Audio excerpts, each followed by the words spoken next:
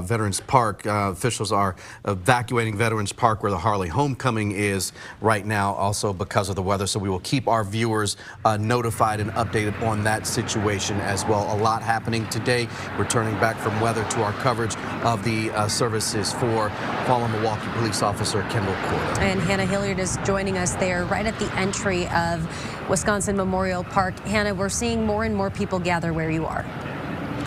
Yeah, certainly dozens. I would go out on a limb and say there are hundreds of people along Capitol right now gathering as they wait for this procession to come to Wisconsin Memorial Park, Officer Kendall Corder's final resting place. Here's a look at the crowd. You have police officers here directing traffic. You have media, and then just dozens of residents of southeastern Wisconsin here to pay their respects to the fallen officer. Now, off in the distance, well off in the distance, we did see some flashing lights. We still think it's going to take a couple of minutes for them to get to where we are right now, but they are going to come down Capitol Drive heading east, and then they are going to turn into the cemetery here where we're now seeing much more activity. We have a color guard here right at the entrance.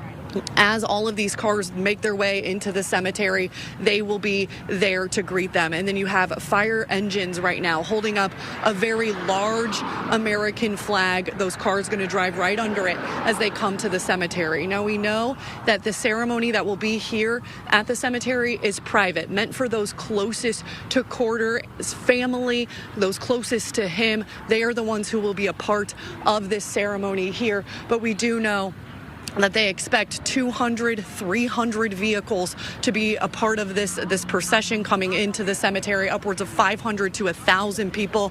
We're seeing just how long it took for the last car to leave the parking lot. Just goes to show how many people are out here right now. We've been talking to people why they wanted to be out here. We're seeing people of all ages out here right now. They just want to honor and respect this fallen officer. Let this family and this police department know that they support them, they see them, and they love them, and they want the community wants these people a part of this procession to know that. Derek and Deanna.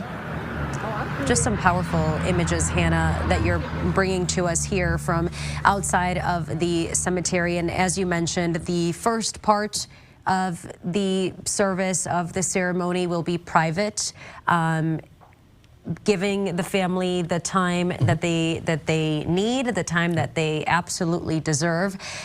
One thing that the chief said to me, and as we're taking this look here from News Chopper 12 of the overpass, Jeff, I think this is something that you were talking about, that when you're driving through a procession or in a procession, you see all of these overpasses, all of these bridges lined with whether it be fire, EMS, other first responders there who may or may not be related to the department that the service or the procession is for, come out here and show their support. A very powerful image, and this is something that has stuck with you throughout your time. Absolutely, it does. And the one reporter was talking about the somber faces of the officers in the squad cars as they proceed by, and I broke down numerous times just seeing the children out there, and the mothers and the fathers and the people saluting. It's very moving, and very much appreciated by law enforcement. Absolutely. Some powerful images coming to us here as we're bringing you live coverage of fallen Milwaukee police officer Kendall Corder's funeral as we're following along with this procession to his final resting place. And one thing that I was mentioning that Hannah brought up is just the amount of people that have come out here to show their support. We've said it time and over again during this newscast, but these are people who perhaps did not know Officer Kendall Corder and who will be able to pay their respects.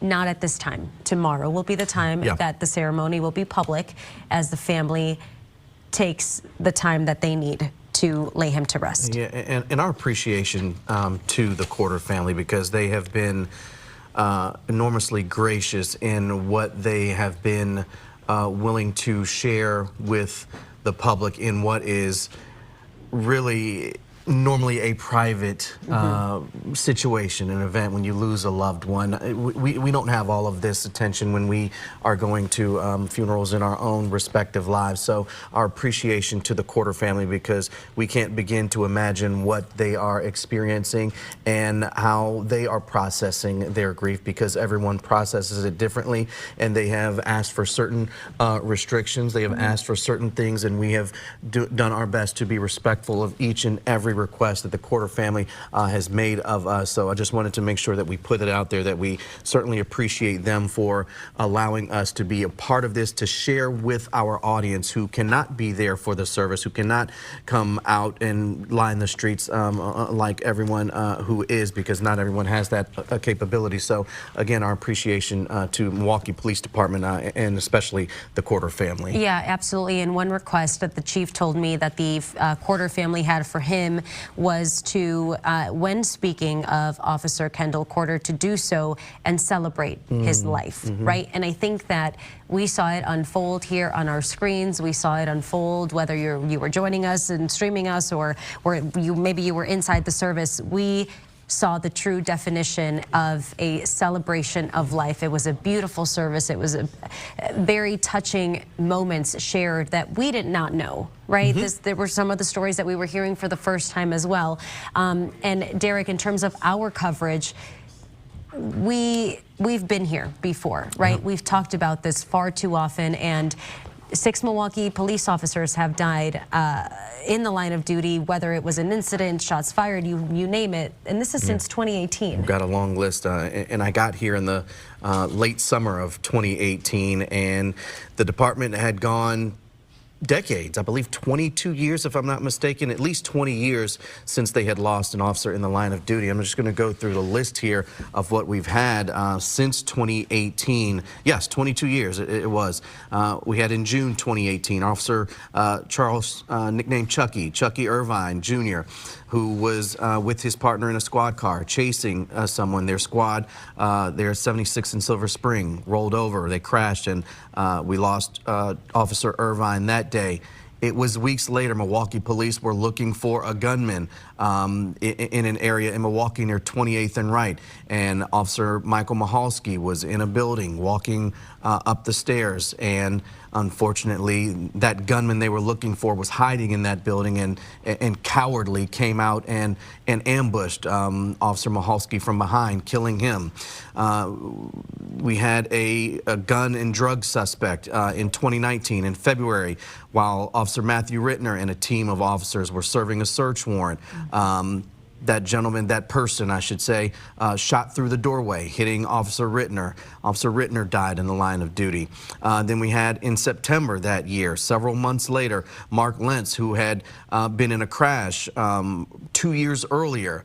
He died in September of 2019. Then there was Officer Peter Jerving just 2 years ago, and now just 2 weeks ago, Officer Kendall Corder. And let's go ahead and bring in Hannah Hilliard. Hannah, we know that you're getting a better vantage point of the entire procession. It's inching closer and closer to you, which you are right at the entry, at the mouth of the cemetery. And we know that Officer Kendall Corder will be greeted with a huge American flag that is hoisted up right at the entrance of that cemetery. That's exactly right, Deanna. We just saw the motorcade, the officers on their motorcycles arrive here at the entrance to Wisconsin Memorial Park.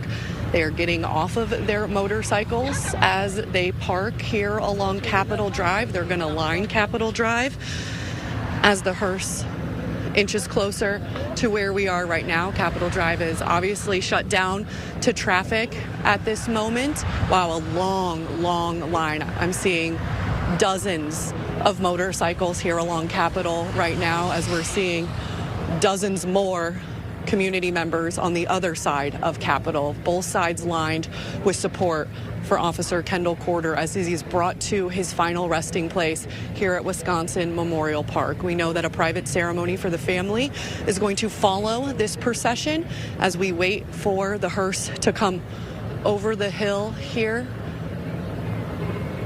We're seeing all those officers get off their motorcycles, again lining Capitol Drive At the entrance, Jim, if we could quickly show the entrance to the cemetery, you see that giant American flag Deanna was talking about, held up by 2 fire engines, one from Menominee Falls, one from Brookfield, again showing that support from neighboring agencies here to honor the Milwaukee Police Department as well as Officer Kendall Corder and his family. All right, it looks like I have sight on one of the first squad cars that is heading this way along Capitol Drive. Everyone with their phones out, taking photos, taking in this moment. Deanna and Derek. Yeah, we're gonna. Yeah. Yep. All right, Hannah Hilliard there live right at the entry point of the cemetery.